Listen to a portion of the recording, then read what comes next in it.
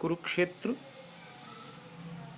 युद्धस्थल के नामकरण के साथ युद्ध की विविध आयामों को भी उद्घाटित करने वाला एक प्रतीक है।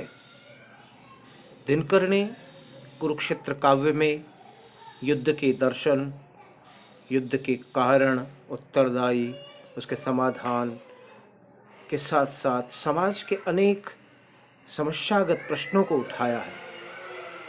युद्ध के उत्तरदायित्व एवं कारणों का संधान करते हुए कुरुक्षेत्र के भीष्म ने अनेक शाश्वत सामाजिक समस्याओं के साथ आज के अपने समाज के वैषम्य, विसंगति और भयानक विरूपता को उद्घाटित किया है। इस प्रकार कुरुक्षेत्र केवल युद्ध काव्य ही नहीं है, बल्कि युद्ध के प्रश्न के बहाने आज के सामाजिक जीवन के अनेक प्रश्नों, अनेक सत्यों, अनेक यथार्थों को छुआ गया है। कुरुक्षेत्र में युद्ध के जटिल रूप एवं उसके जटिल कारणों का दिनकर ने सम्यक प्रकाश डाला है। उसके कारणों में देखा जाए तो सबसे पहले एक राजनीतिक प्रवंचना के कारण युद्ध बार बार सामान्य जनजीवन पर ढकेल दिए जाते हैं। नेतृत्वकर्ता के आवेग, ईर्ष्या, द्वेष एवं अभिमान के कारण से ज़्यादातर युद्धों का प्रारंभ होता है। इस प्रकार युद्ध की कल्पना नेताओं द्वारा अपनी शिक्षा के लिए, अपनी स्वार्थ लिप्सा के लिए की जाती है, न कि जनसामान्य द्वारा उसके कल्याण के लिए। युद्ध सामूहिक सुखों को दृष्टि में रखकर भी आरंभ नहीं होता, बल्कि ये नेता जनसामान्य का समर्थन पाने, उसके छद्म स्वार्थ को छिपाने के लिए युद्ध को राष्ट्र प्रेम और राष्ट्र गौरव का तकाजा बताते रहते हैं। उनका शीर्ष लक्ष्य है, किंतु अंतर कलुष है।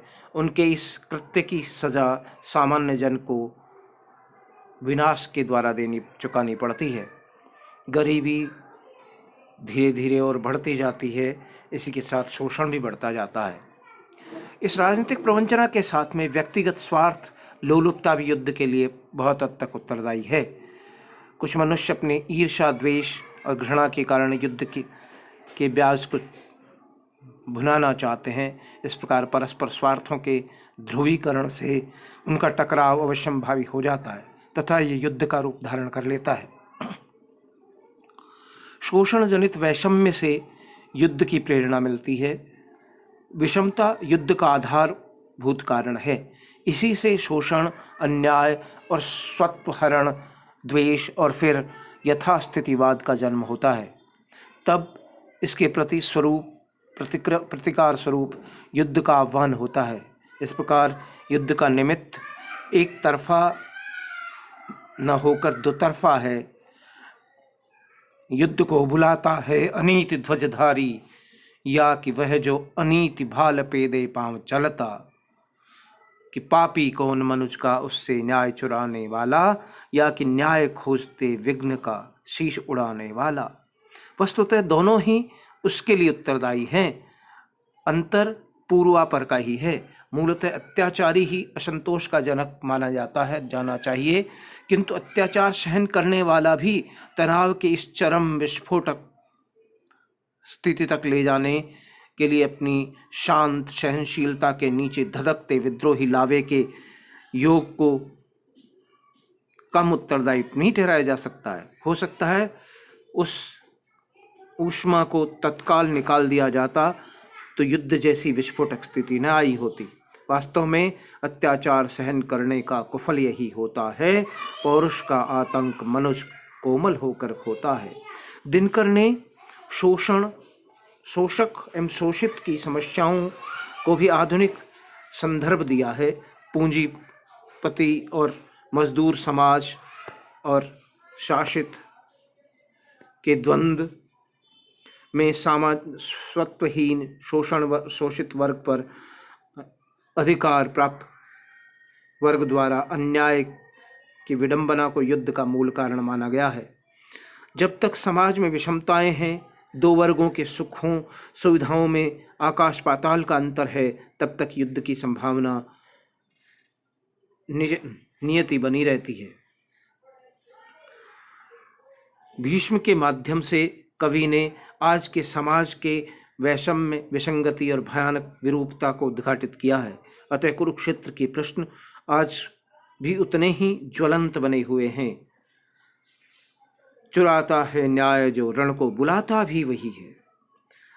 कई बार युद्ध यथास्थिति को बनाए रखने और उसके विरोध करने दोनों की वजह से उत्पन्न होता है। शांति खोलकर जब खंग क्रांति का जब वर्जन करती है, तभी जान लो किसी समर का वह सर्जन करती है।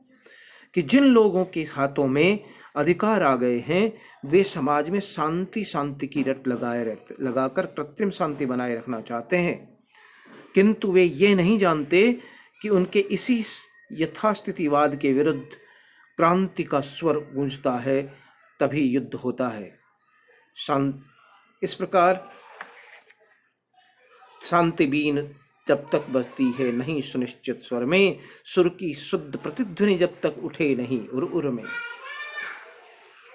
इसी प्रकार अत्याचार और शोषण हद से ज्यादा बढ़ जाता है तो आत्मरक्षा और स्वत्वाधिकार प्राप्ति के लिए, प्रतिशोध लेने के लिए भी अनेक बार युद्ध का बिगुल बज उठता है।